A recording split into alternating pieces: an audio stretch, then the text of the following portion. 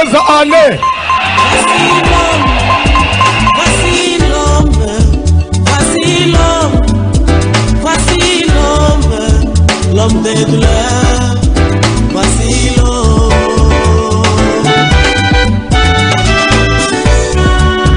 Voici l'homme, voici. Amen. Des fois quand nous faisons les prières, il y a Mupanga Nanzambe Kata, Mayamba Moto Nanzambe. Il y a des gens qui critiquent ça. Bible Zoloba, bénissez ceux qui vous maudissent, priez pour ceux qui vous maltraitent. Bino Sikoyo, Bozobo Maba ennemi, mais ennemi Bozobo Mawan. Tamusu lelo azandoki. Mais lobi kuna ko bongo la pe motema omi mwana na nzambe. So bino busubo mi avant. Ndeto kende ki hotel sake ezana bato. Ata Yesu azongi pona deuxième fois na mukili. Makubongo la amotemata. Parce que Judas afanda na Yesu abongo la motemata. Bana ya perdition bazala. Ba Simon le magicien bazala. Mouta intimida ayote bangu foto boma bangu et point tozolo bela lelo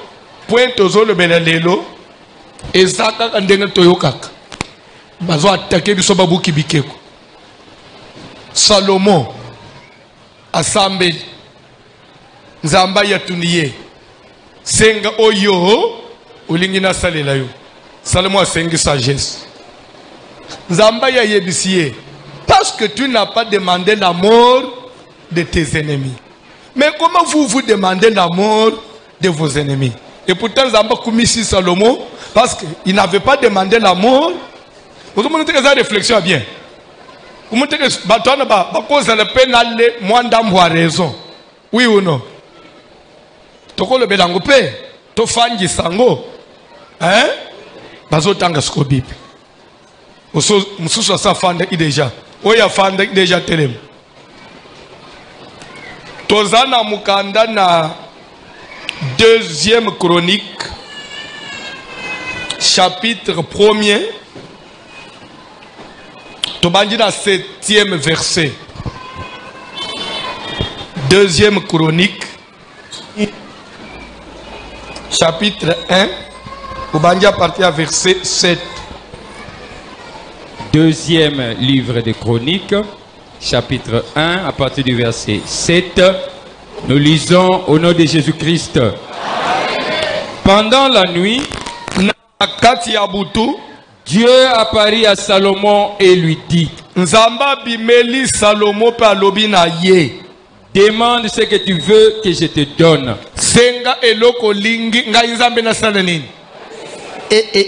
Au passant nord, oui, que Salomon père a raisonné bien. Papa net lelo demande à Boyelio. Zamba lui demande ce que tu veux que je te le donne. Yo osengani. Pardon? Pardon? Zamba lola Yesu akitika kao. Apuente yo senga nyoso lingina peso oko senga ni libala frère otula mbala liboso no mona mwana mbele zo na osenga libala mbala liboso depuis na botama na moni mwana mbele bana osenga libala mwana mbele senga libala otula Zambe alikolo bakinwa zo ande na ishasa mibali batula bazali Lipala, aba pena mungu makasi.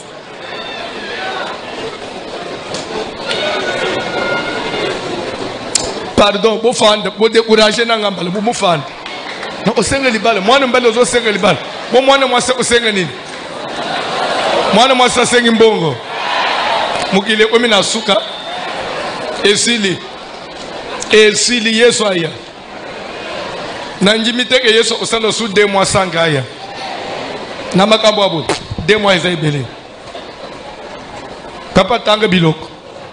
Salomon répondit à Dieu: Ah, Nzambe, ngambo bisoto mema. Nazole kanalelo quelque part na ville. Bande unamoni mutu aliboma. Mutu aliboma. Salité. Azobelela voici l'homme. Tanga biloko.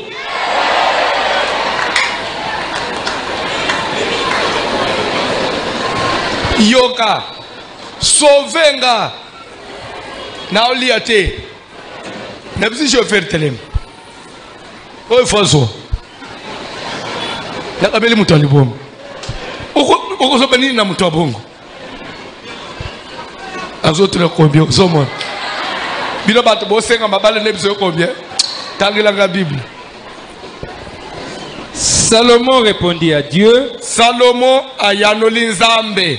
Tu as traité David mon père Osungaki David papa nangai avec une grande bienveillance. Osungiye na motema malamu. Et tu m'as fait régner à sa place. Lelo osalike ngai na régner na esika na ye. Maintenant, éternel Dieu, Sikawa Yahweh Nzambe, que ta promesse à David mon père elakanayo opesa tata nangai David s'accomplisse, ekokisama. puisque tu m'as fait régner sur un peuple nombreux comme la poussière de la terre. Awa opesi nga bokonzi na régner kola bato ebele bolokola zelu ya pembeni ya mai. Accorde-moi donc de la sagesse et de l'intelligence, afin que je sache me conduire à la tête de ce peuple.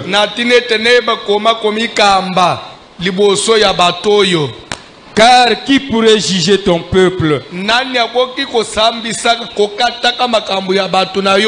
Ce peuple si grand. Dieu dit à Salomon. Landa bien. Nzambe alobi na Salomon. Puisque c'est là ce qui est dans ton cœur. Salomon. Et l'okuzana nguna motema kaka wana. Puisque osengino kaka wana. Dieu s'attendait à ce que Salomon asenga mbongo libala, hein? Samba le kaka mayele na bwanya. Tokei. Puisque tu ne demandes ni des richesses, bozo parler français, landa bien. Parce que au sengi ngai mbongo te, ni des biens, pardon, ni des biens, au sengi ngai biloko te ya mokili, ni de la gloire, au sengi ngai lokumu te, ni la mort de tes ennemis, ni même une longue vie, et que tu demandes pour toi de la sagesse et de l'intelligence, afin de juger mon peuple sur lequel je t'ai fait. Tellement déjà, bozolanda bien, libanda pe bozolanda, maman. Ozomona Bible bakoki ko intimide yo soko tanga kango na maîtrise te bakoki ko intimide yo pe okangami nzoka nde faute na yo parce que vous parlez français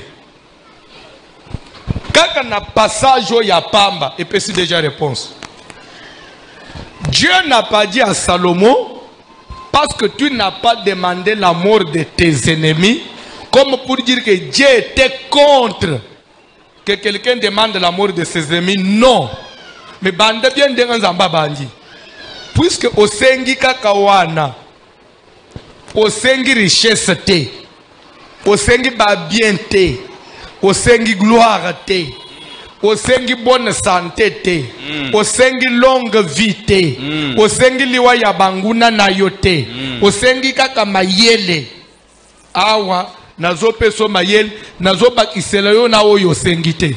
Est-ce que là Dieu a dit qu'il est contre la mort des ennemis?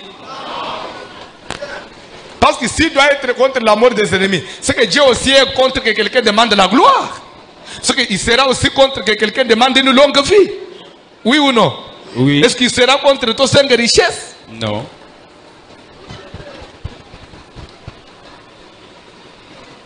Oh, vous comprenez? Tu comprends.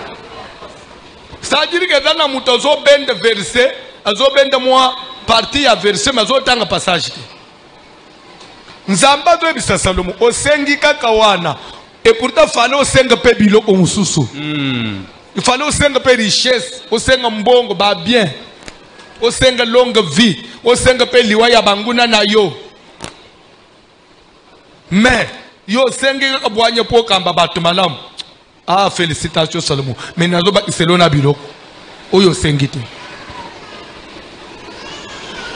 Est-ce pour autant dire que quand Dieu a dit ça à Salomon, et que Salomon n'avait pas cherché la mort de ses ennemis, point, la Bible, vous autorisez, vous m'autorisez la Bible, que la Bible parle.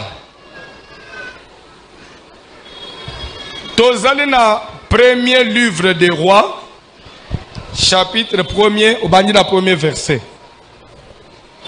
Le roi David était vieux, avancé en âge. En tout cas, on le couvrait de vêtements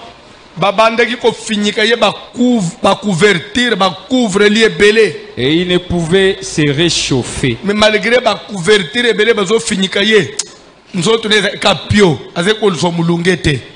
ses serviteurs lui dirent que l'on cherche pour mon seigneur le roi une jeune fille vierge.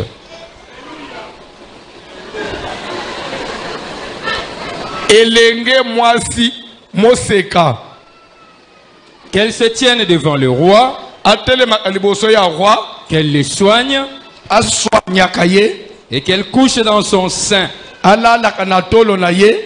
Et mon seigneur le roi se réchauffera. En tout cas, Elle, une fille jeune et belle,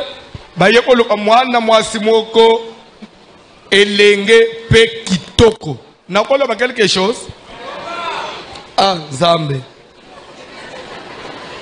Ngana uzoka ba problème. Naloba nangai. Mwana mwasio bazoluka awa, bazoluka pona koko. David asa komaki koko. Oui ou non? Il faut aller la ayeka kana tolo pour chauffer kaye. Ezali balate. Oui ou non? Mais les bazogende pona kuluka bazoba ke bakende ki koluka une jeune fille belle. Mais pourquoi faut pas le kaya kitoko? Parce que pour moi ça aller la yena tolo. Bazo attendre n'importe quel mois. Pourquoi faut pas le kaya kitoko? Pasteur Nabino avec le beau basa bilongi mabe. Nzambe ko sala mutelongi mabe. Et tambula ojo mukili mobimba. Ba diaboliser ngai. Comme si ngai na fingi basi. Ndire ngana za contre ba mama. Au nom de Jésus.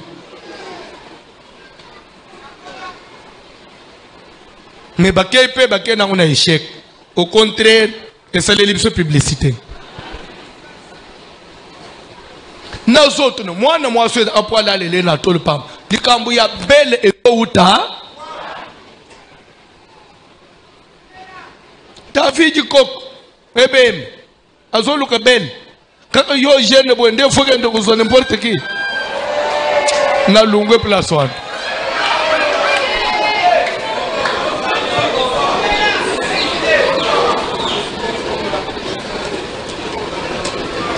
Ma soeur, Toma tato kita, toboite, ozana pose à l'ibal. Mais ça mobile nyon soit hôtel matin de fois à Kobal, posana pose à l'ibal.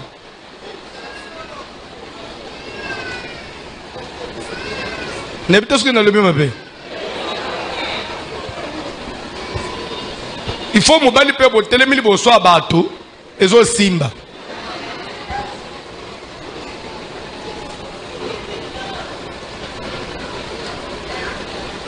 Amen. Boboti pe bébé azopesa bato posa komema ye. Nakangi parenthèse. Tanga biloko. Et on trouva Abishag la Sunamite, Abishag la Sunamite, que l'on conduisit auprès du roi. Cette jeune fille était fort belle. Hein? Elenge mwaswa na zaki toko ndambo. Tanga biloko. Elle soigna le roi et les servit. Abandaki ko soigner roi pe ko servir. Mais le roi ne la connut point. Kasi roi asangisa ina yenzo tote. Adonija, fils de Hagith, Bozolanda, Adonija mwana ya mwasi mususu ya David, mais mwana ya David. se laissa emporter par l'orgueil jusqu'à dire: Orgueil ezuye ememi kinwa ye koloba. C'est moi qui serai roi. Ngai na kokoma roi. Tozo sote wana papa.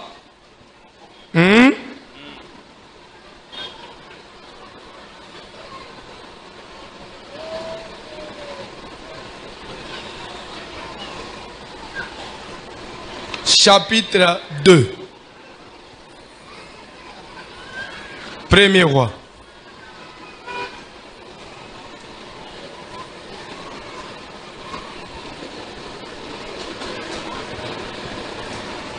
Au Banina, verset 12e. 2 rois, premier roi, chapitre 2. Au Banina, verset 12. Premier roi, chapitre 2. Au Banina, verset 12. Salomon s'assut sur le trône de David, son Salomon père, et son règne fut très affermi. Adonija, fils de Hagith, vous avez maintenant l'idée sur Adonija, Azanan. Nalobik Azaginan. Pardon? Azali mwana ya roi David, demi-frère ya Salomon. Et c'est côté ya ba maman. Oy balobaki na chapitre 1 que orgueil et joie qui est David n'a no kufite ya se proclamer roi. Ce qu'on na chapitre 1 okoyoka ba mubulu ebele asalaki. Mais asko na chapitre 2 yo asikoyo élément mususu zo osala ya Adonija. Tanga Bible. Alla vers Bathsheba, mère de Salomon. Akei kokutana na Bathsheba mama ya Salomon. Elle lui dit: Alobi na ye, viens-tu dans des intentions paisibles? Bathsheba epai ya Adonija Azanan. Pardon? En français on dit comment? Moi c'est à papa na yo. Pardon? Marâtre. Pardon? Oui, sache que ça se dit aussi ma belle-mère. Ça se dit aussi. En français actuellement, tu peux dire ma belle-mère, la femme de ton père. Kolapa Moulayo. Toi avancé. Elle lui dit: viens-tu dans des intentions paisibles? Nana zolo banaye bongo. Nana zolo banadonija. Adonija ke epa ya nini? Bathsheba. Lere Bathsheba mona Adonija. Na musika lobi na Adonija nini? Bandela, elle lui dit, Bathsheba dit à Adonija, viens-tu dans des intentions paisibles? Ozoya pour la paix? Ou bien pour la? Pour la vie. Mama wana tunie yo anana musika nazoli ngana yeba pour la paix ou pour na yebi yo déjà otomboka kia ozoki minduki oyo komi roi osopoza ki na mwana nanga Salomo lelo ozo yo kutana nanga ozo na makanisi malamu to na makanisi ya bitumba mutu nyonso kobima liboso na yo il faut oyebe intention na ye.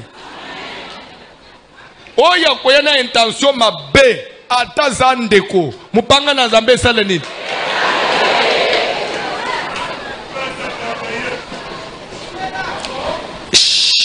Tozo sala exercice muke bouger na muke ka place ofano koloba na mutu te koloba na mutu te omuni kande ngobuja siko zolo baboy ndeko ya fangi pembeni na ngao afanye na intention ya bien to ya mabe kolo kotala ete milo bela kayomo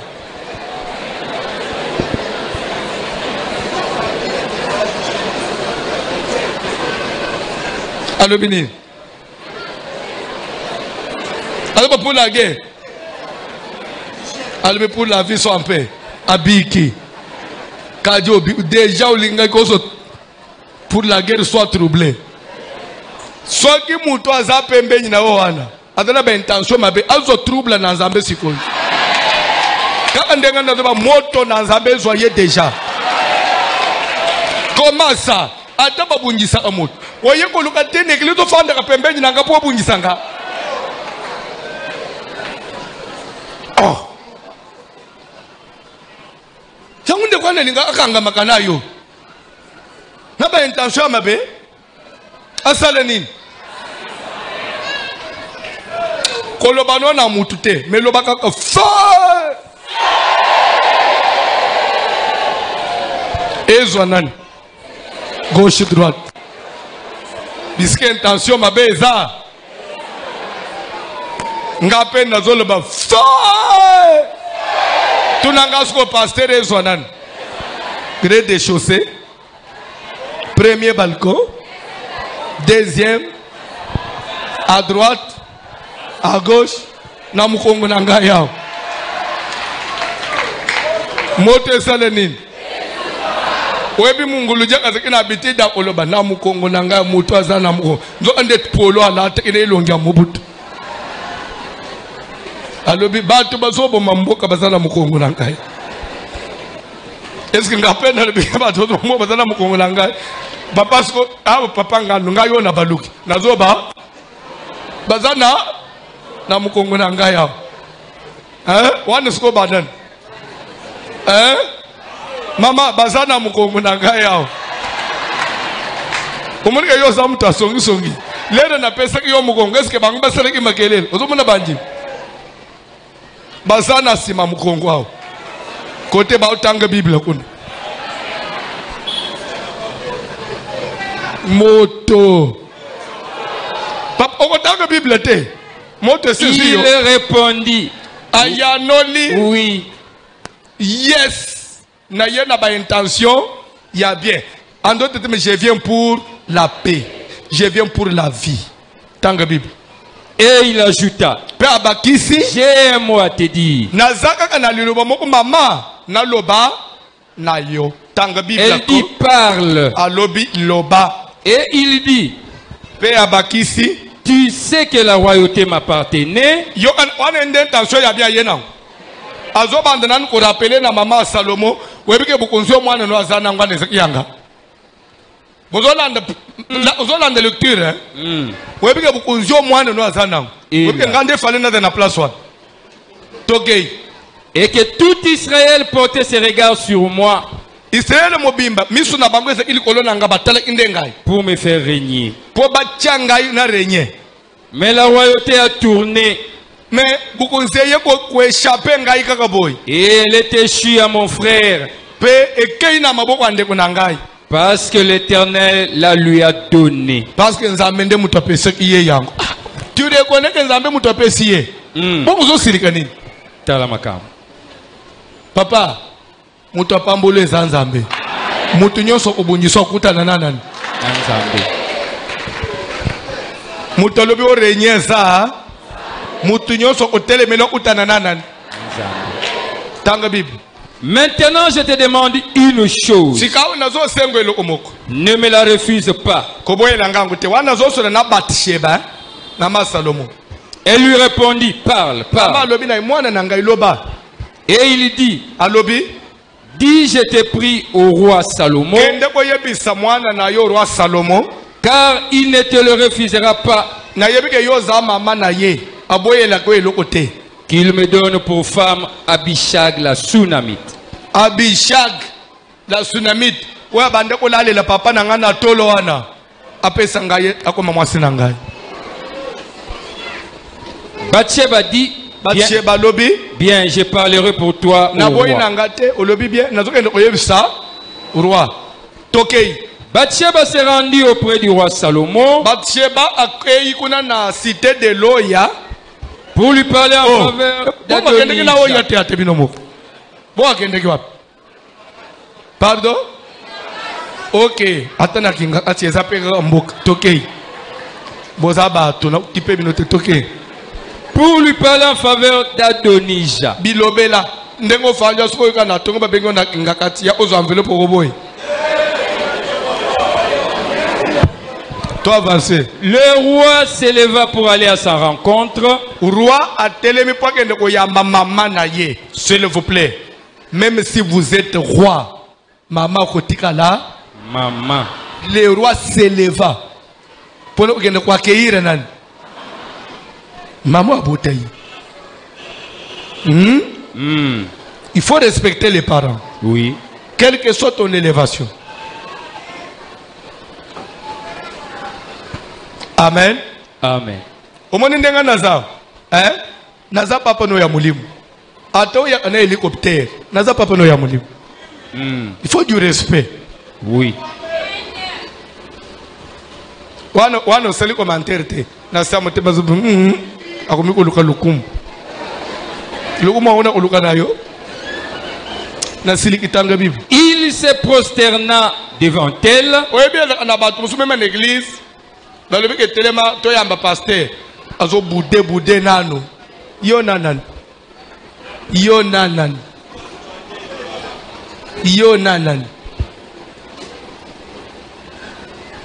ça m'ajoute quoi, ça me retranche quoi, mais sauf que ton respect, ton obéissance à la parole de Dieu, c'est ce qui ferait que Dieu te bénisse. Amen. Car l'humilité précède la gloire. Tangabib. Et il s'assit sur son trône. On plaça un siège pour la mère du roi.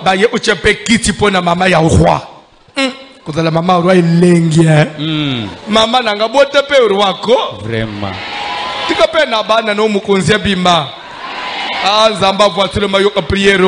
Amen. Encore mercredi, vendredi, des jours sacrés. Sacré. Amen. Amen. Oui.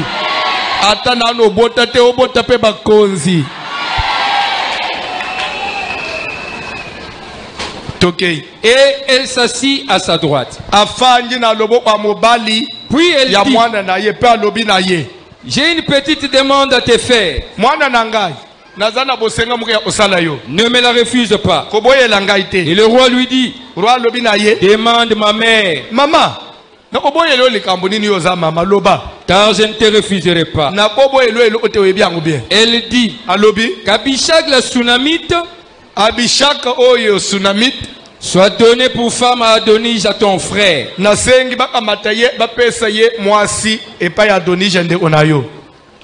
roi Salomon répondit à sa mère, pourquoi demandes-tu Abishag la Sunamite pour Adonija? Demande donc la royauté pour lui. Alors, un jour, car il est mon frère aîné.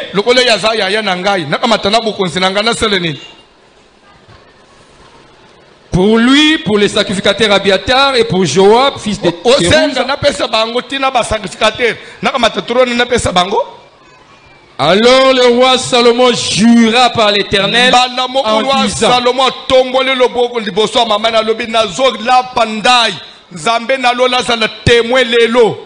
que Dieu me traite dans toute sa rigueur.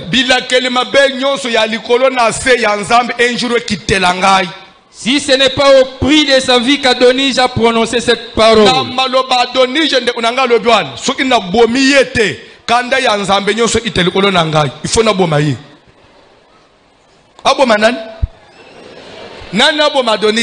Salomon. Intelligence na so jira bo manan Adonija nan ndekonayi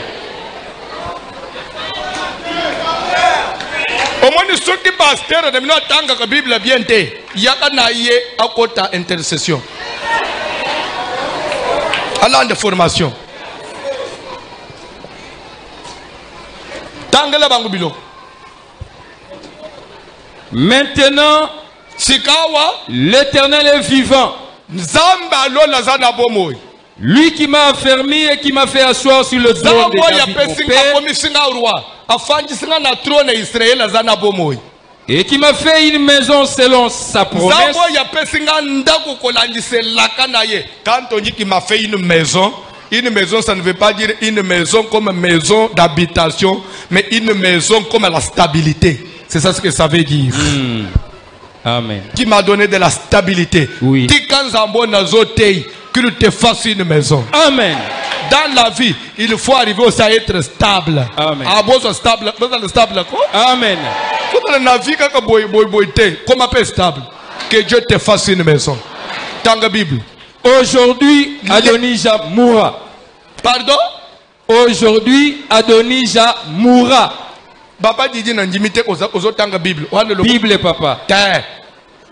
Salomon Bomamout. Pas quel jour? Aujourd'hui. Kaka lelo. Adonija Saleni. Il faut. Mazande kuna yote. Vraiment. Pona nini? Azoko fo pona nini? Pardon? Pardon? Pardon? Non. Et ça pas ce que moi c'est à papa. En réalité, il envie mon trône. Oui. C'est ça. Il envie mon trône. Il doit mourir pour que moi je sois stable. Et dans la bataille, il faut bakouf. Pour y offendre dans bon na maboko. Oui.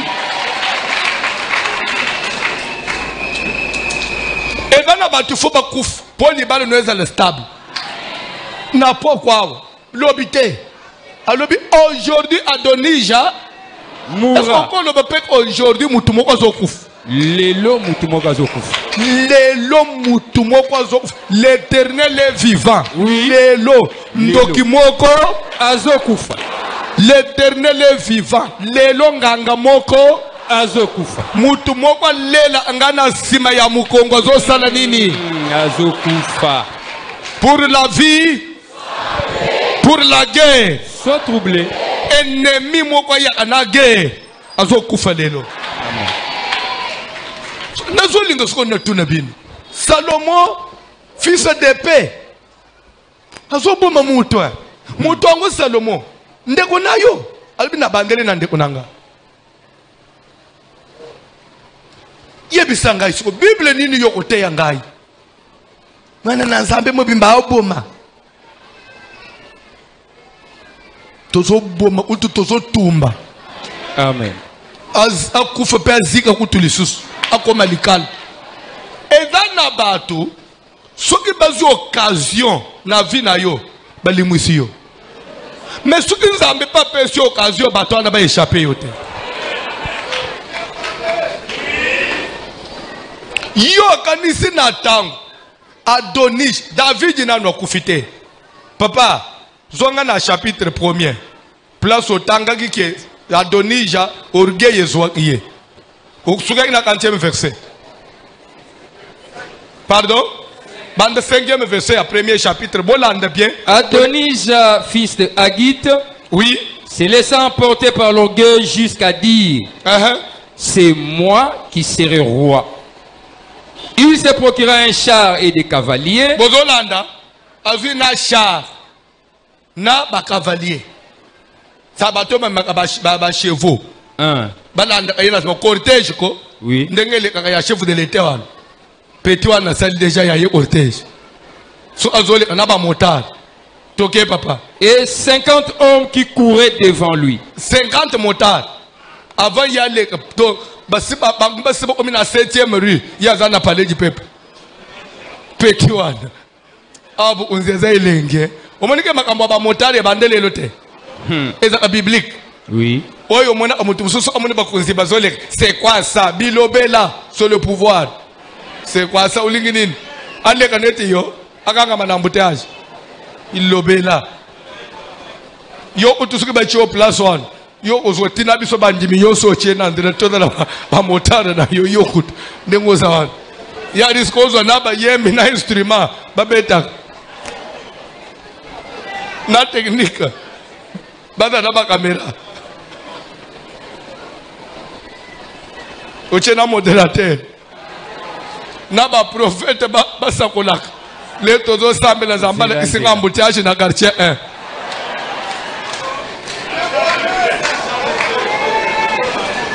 na char de feu na kacha cortège abwaka ka moto char de feu frère mo alimsuka comme président yo ko de la kana ka tsholo ba ka fe liboso ya zoke na cortège yo ba fe wana embouteillage ezolungwa na Pascal lo ba fe ya bitabe pe lungwe.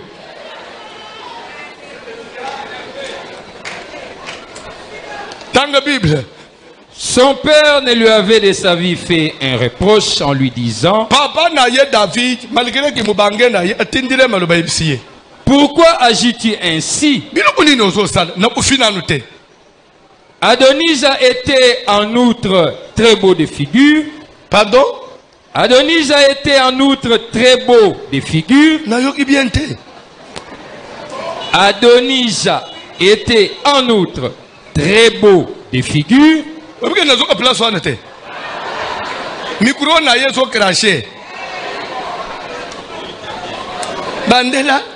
Adonija était en outre très beau de figure. Adonija obozo ona mwana mobali wana tocha makambo mususu pembeni azake longi kitoko. Bible elobi tocha makambo mususu pembeni. En outre, c'est-à-dire tocha na makambo mususu pembeni. Pona kitoko azake mobali. Et il était né après Absalom. Ozoyo azake legi anan. Ya Absalom. Arasa wana nzambe na ngai. Mwasi wana kaka jikadimino. Mama ya ba Absalom kaka jikadimino papa.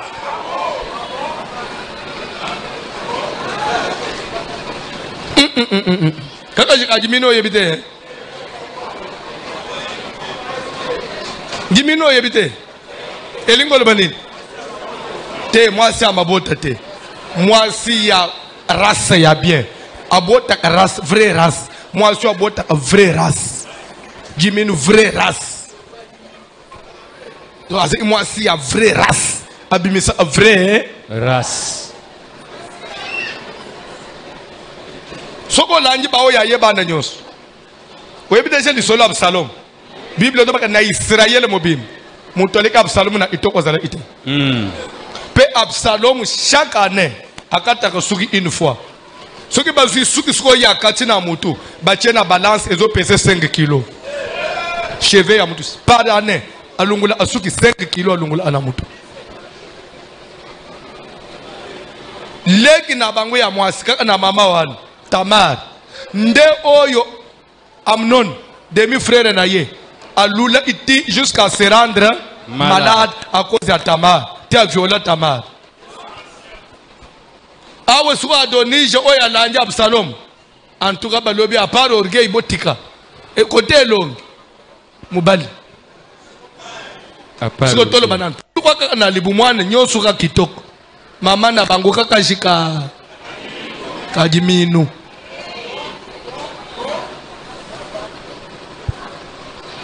Mais malgré ça, David était aussi beau. C'est écrit dans la Bible. Oui. So kitoko ya mobali esangane na kitoko ya mwasi bana babi masiko. Bana babi masiko.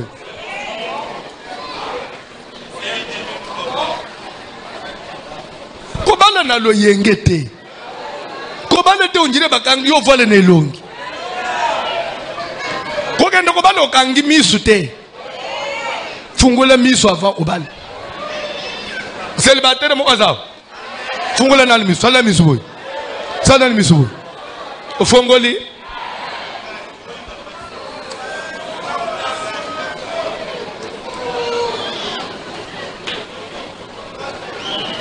Ofongoli misu.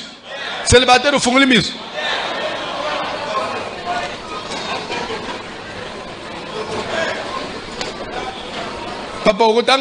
Il eut un entretien avec Joab, fils de Tserouza, et avec les sacrificateurs Abiatar. Ils embrassèrent son parti. Mais les sacrificateurs Tsadok Benaja. que Adonija a monté une parti politique na ye. Alandi na ba sacrificateur na ba mpaka mususu asoli na bango pe bakoti na parti politique na ye. Parti politique na ye. Congo en avant. OK. Biloko de bande depuis quand? Mais les sacrificateurs Tsadok, Benaja, fils de Jéhojada, Nathan le prophète, Shimei, Réi et les vaillants hommes de David ne furent point avec Adonija. Ba sacrificateur mususu na prophète Nathan le bité. Ngaile na tuninzambe na zamuta olanda lo yengete. Na ba vaillants hommes de David. Ba bito olanda yote. Ata David yakomi koko total fidèle na ye. Parce que toyebi o nzambe azolo la fidélité paye. Toi avancer. Adonija tua des brebis, de bœufs et de veaux gras près de la pierre des Zoélettes qui est à côté d'Enrogel. Toi avancer rapidement. Et il invita tous ses frères, fils du roi, et tous les hommes de Juda au service du roi. Mais il n'invita point Nathan le prophète, ni Benaja, ni les vaillants hommes, ni Salomon son frère. Alors Nathan dit à Bathsheba, mère de Salomon, n'as-tu pas appris qu'Adonija, fils de Haggith, est devenu roi sans que notre Seigneur David le sache? Viens donc maintenant, je te donnerai un conseil afin que tu sauves ta vie et la vie de ton fils Salomon. Vous comprenez qui est allé voir Bathsheba? Le prophète Nathan. Nazolo baboy.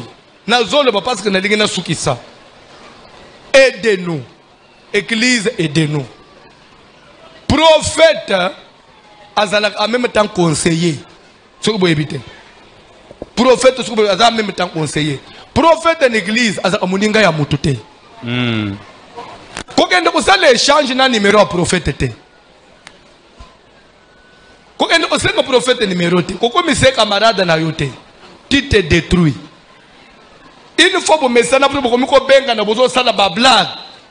Et à cause de la courage ya koyebi so vérité te jour nous amba koyebi se reproche pona yo. Pe okokufa.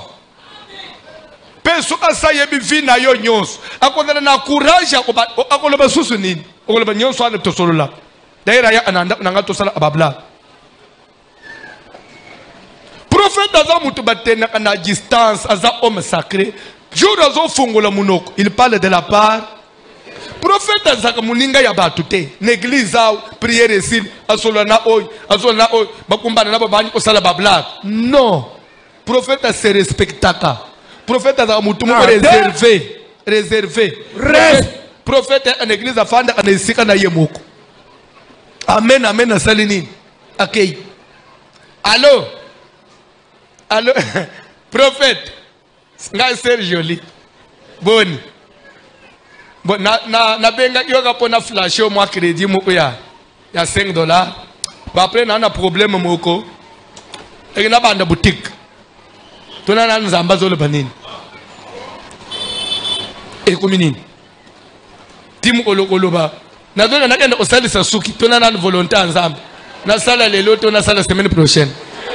Ana ye palbite lere zolo bawana nzamba zo fungolela ngai na muni mutu asalwa na za bien te omoni ni ko mina makam na nzambe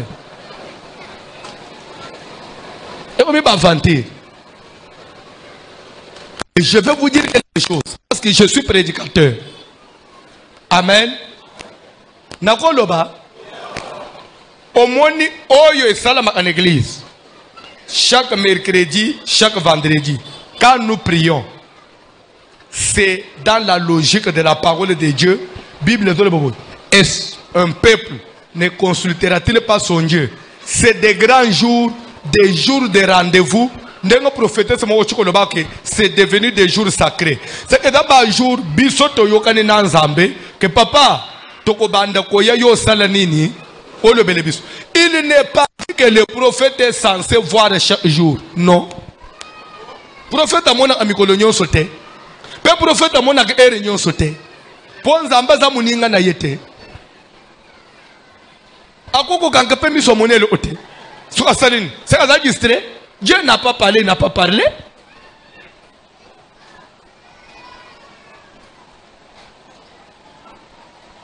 Nakoloba quelque chose. Nakoloba quelque chose. Il faut tolongo la orgueil na makambo na Nzambe. Même yo prophète, quand tu parles avec simplicité, en respectant les gens et en respectant Dieu. Parce que ce que tu fais là, ça ne vient pas de toi, mais c'est la grâce de Dieu. Nazoloba na yo, tozonga na Bible. Il y a un homme de la Bible qui dit, je crois que c'est dans Corinthiens, je connais un homme, il y a de cela 14 ans, qui fut ravi en esprit jusqu'au 3e ciel. Et là, il avait vu des choses extraordinaires. Oh, même ça permis à Moututa Salanini à Loba. Nana zo comme passage. Nana comme passage à Corinthiens. Il dit, je connais un homme. Il fut ravi jusqu'au 3e. Toko solo là. Toko solo là. Quel est l'homme que Paul dit que je connais un homme? Pardon? Comme l'isolo est concerné qui est, il n'a pas voulu dire, moi Paul j'ai été ravi. Non. Abimisa on est, je connais un homme. Parce que l'orgueil place ya lo munene za ya Nzambe. Atana zote ya mukili mobimbezo njimangai, c'est la grâce. François n'est pas spécial. La grâce, Dieu a accordé à qui il veut. Un point très. Tika kombo nanzambe et komisa. Au prophétise à kitoko avec des précisions. Gloire soit rendue. Quand tu finis, efface-toi. Comment me vedette en église c'était?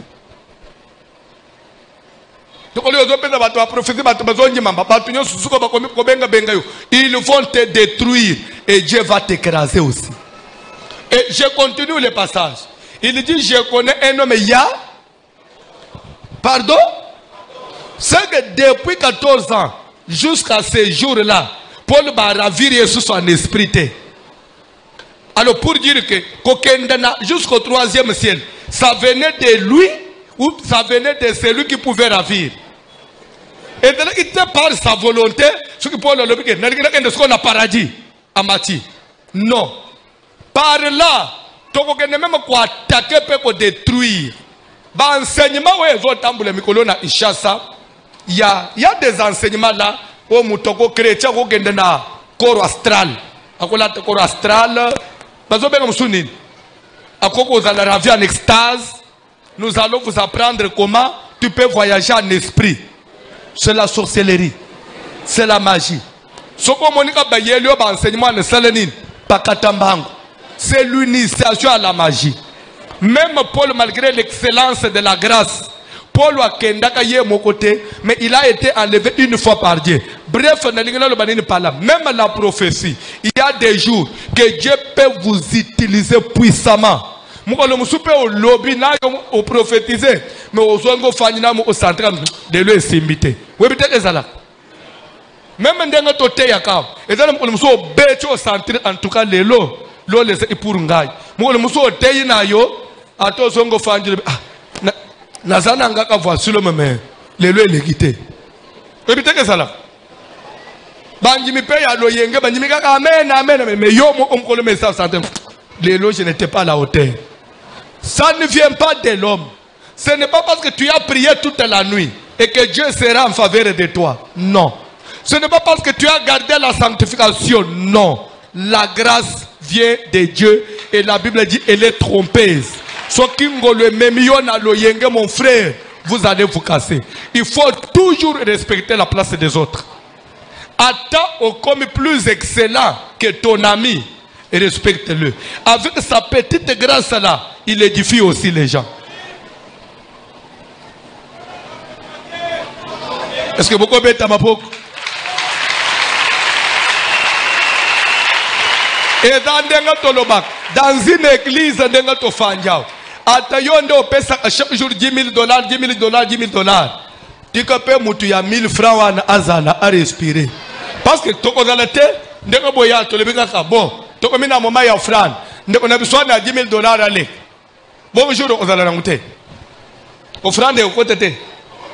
soki nzambe azosala grâce na baofranda minene soki ozongiyebisa nzambe kombo na yo parce que yo nde opesi nga valeur osali nga mutu parmi bato ebele nga nazotema na ba 300 ba 200 kutu baninga mususu ta musu batanga koleka ngai baza balukaka koleka ngai me batendre grâce wana te.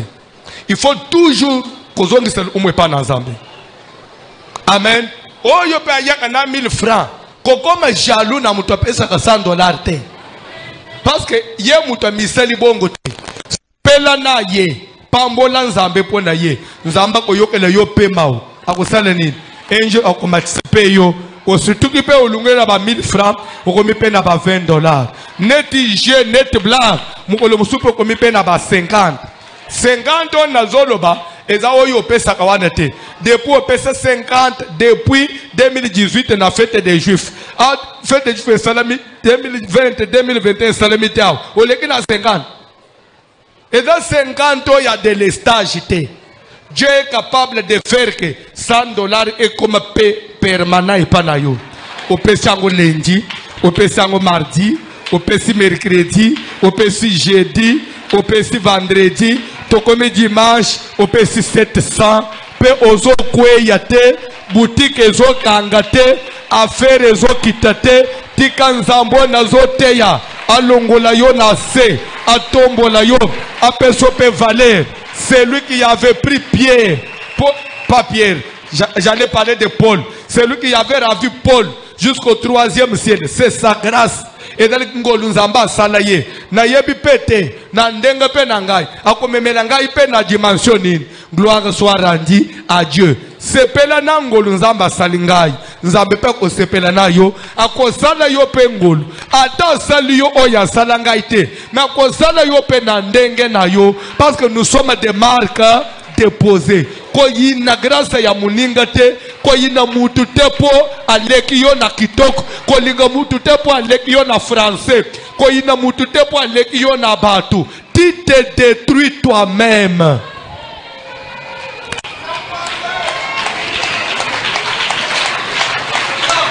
Nzamba sali grâce obali mwasi kitoko kumisa nzambe respecte pe ba bali baso yo ozomona ya mabe wana tamusu ndenge yo ozomona mabe wana tamusu ya mona kaye mabe tamona ke kitoko parce que beauté ya mutu ezali ko dépendre na oyo azolinga ye.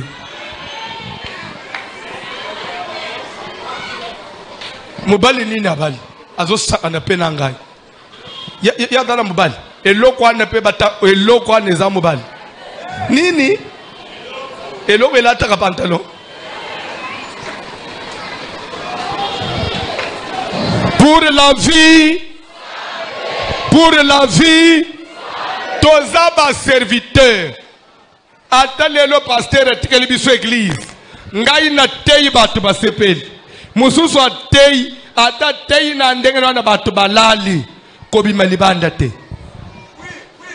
ozomona muninga zo banda matemo bimi libanda wana biloko nini wana tolie bilolo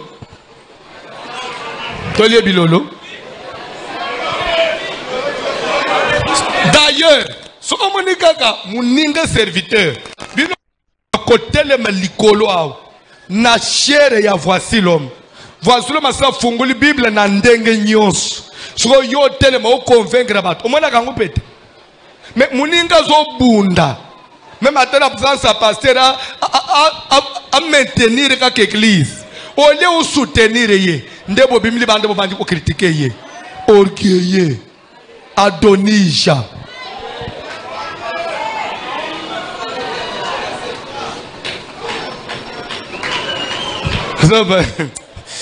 po nanu ba meki bisote po nanu ba meki bisote pasteur a accéléré bon tikambute eza tour na bango bisoto banda umatana sherwan mais bilo ko bimati bilo nini ko bim modération ya pambo mate oso bimisani kana shere ndo so mona pete pe omoni na shere au côté pendant 15 minutes bien mais ko kise ine ndo mona eko makakaka Dieu vous aime en tout cas nzambe ya papa na ngai oko eshiwete oko bala wana basere babandi koleka bazobwaka mbongo sere okozwa mobali ya poto asalaka na ambassade antuka mobali oyo kobala ministre dit amen frère ozozwa mosala na présidence wana bafrère babandi kotelema amen eza mateye te babengaka motivation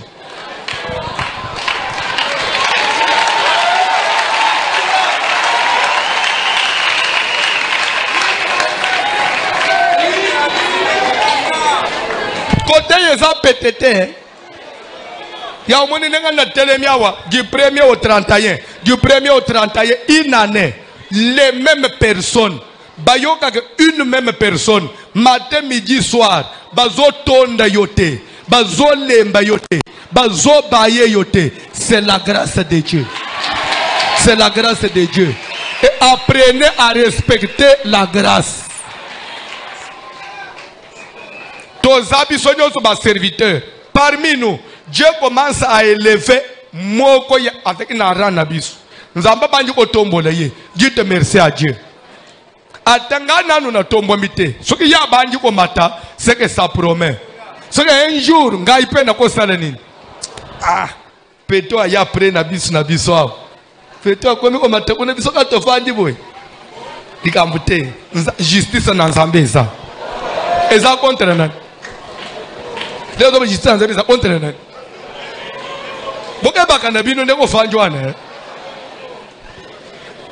bref, je vais fichiter pour dire prophète Nathan Zoye Bathsheba, je vais te prodiguer un conseil.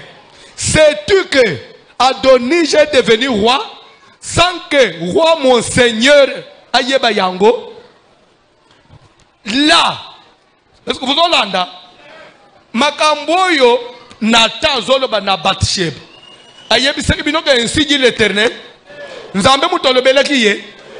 C'est-à-dire, l'initiative personnelle, à mon vision, mais à comment convaincre mutu pour éviter impur. Pourquoi Bathsheba lié? Parce que Bathsheba avait confiance en lui. Bathsheba y avait kazamutu abilobelete aloba n'importe quand. Ce qui prophète azabilobela zana vie à légèreté. Et comme même aux autres de la part de Dieu, Bathbazo zango suna valeur. Prophète azamutu même un homme de Dieu azamutu ya même matin il donne un conseil, Bathba respecter parce que c'est un homme respectueux, c'est un homme réservé. Nous tenons ensemble à la loyengete ko seka seka pamba pamba.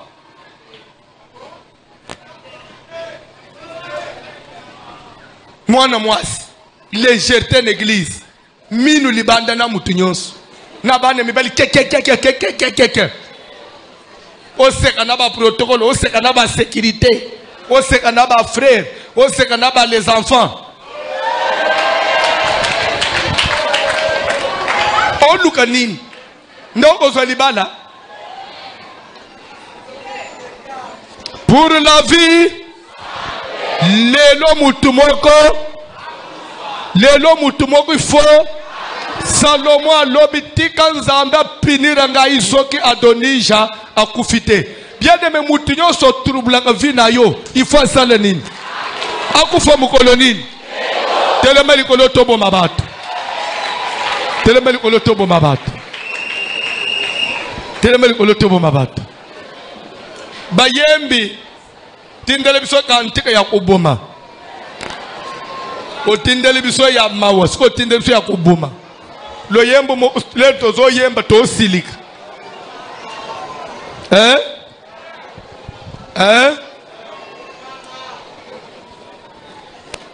oyebi je me souviens pillage moko esalami na 91 na 91 le 23 septembre, le 24 septembre, premier pillage, il y a 91, na Badatouane, ce qu'on se rappelle. Na 93, deuxième pillage, oyebiango, deuxième pillage de Salem. Wana, nazalaki nano, et pas na biswawa na Itaka na Barumbu. Lere masasi se banji ko beta, batu balebe, zadine, basoda batomwe, za pillage. Tomoni bato banji ko mandako bazo mata ville na moni garçon moko ya to angama ina bangulu pango abimi na prince na Kasai tak azo minyolisa zambe zo lukumu na pia kala tika pia jelu susu nzambe sunganga lelo na zwa biloko encore na pia kala webide wane yelinga ndenge nini na lingi na rappeler yo omoni yo pe na prière oboma kala tika lelo vraiment nzambe appuyer yo oboma ta 15 lelo encore toboma kala papa webike toboma kala toboma depuis ba jibebe banda parce que mikolo to toboma sute toboma lelo photo salani aloba lelo na koboma bayembi kantika ya koboma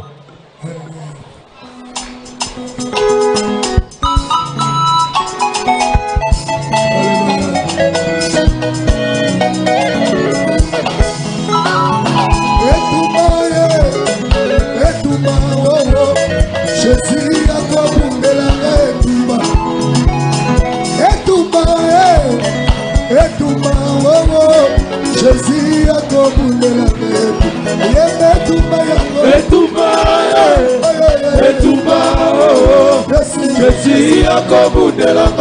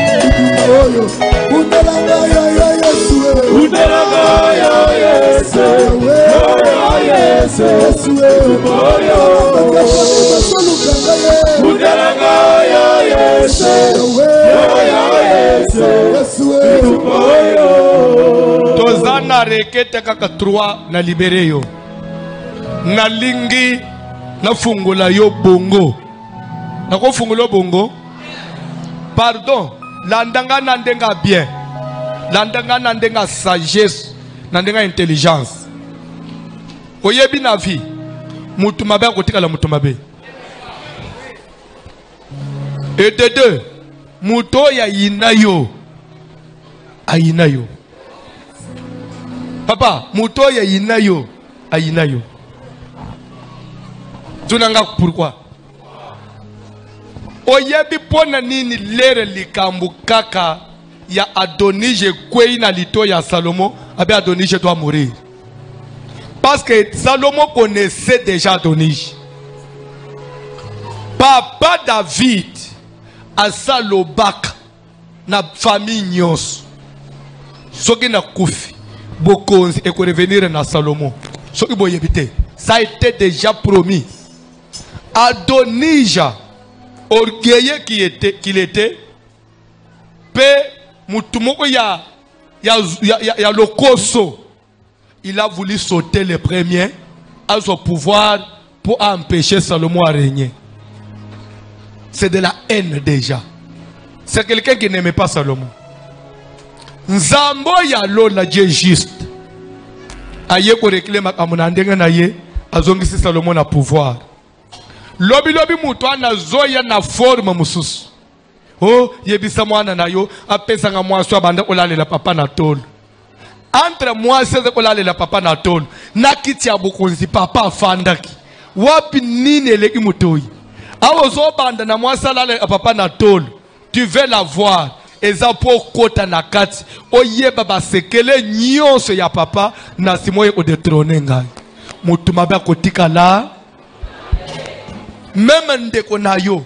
Bokola na bumwana atikala kolinga yote. Mon frère akolinga kayote. Akolinga kayote. Ozo sala la prière. Quand on sait que cadeau échange à mon papa. C'est lui qui ne t'aime pas, ne t'aime pas. C'est lui qui ne t'aime pas, ne t'aime pas. Il y a eu les cambonions ozo sale. Il faut commencer à diaboliser. Il faut louer à quelque place moko. Au cas le français qui toque quelque place aux gafé wan. Vous n'avez pas suivi. Au place à l'oba qui oh.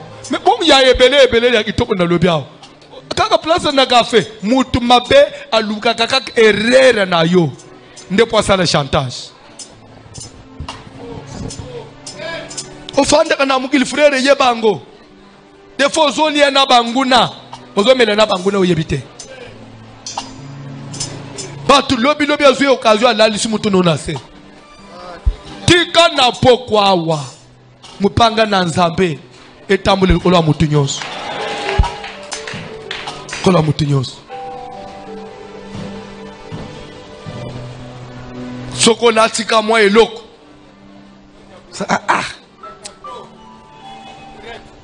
Roboyo. Kitoko Oso ngana beti yango. Comment le besoin yo betiam? Parce que Zaya yo te Zaya ngai. Osu ngana betiam. C'est ngayo na latiangu na simbi na ngote. Il faut simba nde pa na yo. Eza façon ya ko découvrir bato mabe. Mutu ya boy. Soko che mutu na se. Ako hésiter te ko ele la valise no ya bilamba. Ozo sala prière. Mutu nyos. Atelo ko na misu ya mabe. Alula ke loko yoza onjire yo bongi na place wana te yende fadana na place wana justice na nzambe telem mopanga na Yesu Kristo telem moto na nzambe kita mopange kata sana prière ko sana prière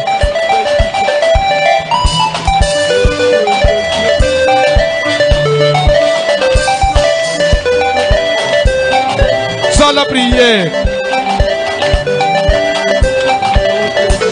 la prière.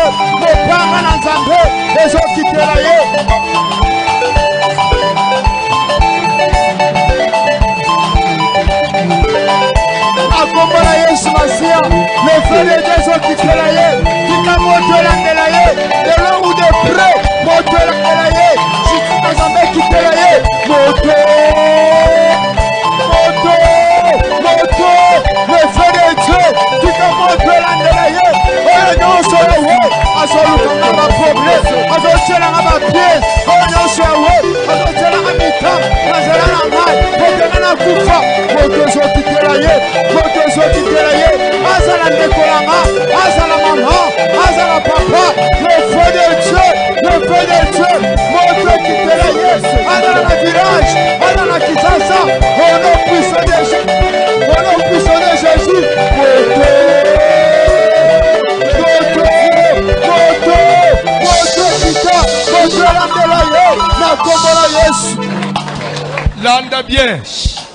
Landa bien au yok requête. Hein? Ndenga ba arbitre a changé je. Makambwe baby. Landa. Requête ozo sale sko ezaboy. Mutu nyos asepela kana eloko yo zate. Mutu nyos anvia ka place na yo. Mupanga na Nzambe itela yi. Amen. Pona ye place wana yo bongite. Yonde fale yende fa abongi na place wana. Okufa te kokufa yara. Yo kokufa te. Au contraire yenda kokufa. Amen. Tunanga pourquoi ne be au contraire yenda kokufa? Parce que loko Salomo akomaki. Salomo misalaki roi te. Salomo pe nano tamakite. Mais papa na sala ki mama na e mwana kobota akozala roi. Yebisanga Salomo asali forni. Papa eloko toza ezanzambe. Tosali eforni. Mais yo zoya okuti nzamba asali grâce oyo nazata na kamwa mwa boutique na ngai. Nazata na kamwa mesa na ngai. O mesa wani fona tikela yo. Kende ko beta nzambe o changer ye. Ano tika mutu anakutana na Nzambe na pokwa. Amen. Mutu nyonso lulaka asepelaka na position Nzamba pesi yo te. Confusion na Nzambe lataye. Yesu Masia. Tika moto na bonzambe kitela ye. Nzambe landela ye. Oyo nyonso asepelaka te. Yango mana bimaka kito. Tanga na lataka. Tanga na tambolaka. Tanga na vandaka na ndako. Oyo nyonso asepelaka te. Tika moto na Nzambe landela ye. Moto landela ye. Confusion na Nzambe ekitela ye. Na kombo na Yesu. Na kombo na Yesu. Azala mwasi. Azala mobali. Azala mukolo. Azala mwana muke. Azala noko. Na kombo na Jésus. Tika Jésus na Nzambe ekitela ye. Confusion na Nzambe ekitela ye.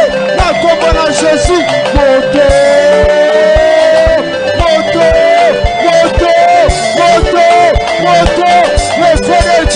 Le feu de Dieu, moto ekita, moto landela ye, azala ndeko na propre, oyo zozo sepela te, nanga nazala mfi, oyo zozo sepela te, nanga nazotoba.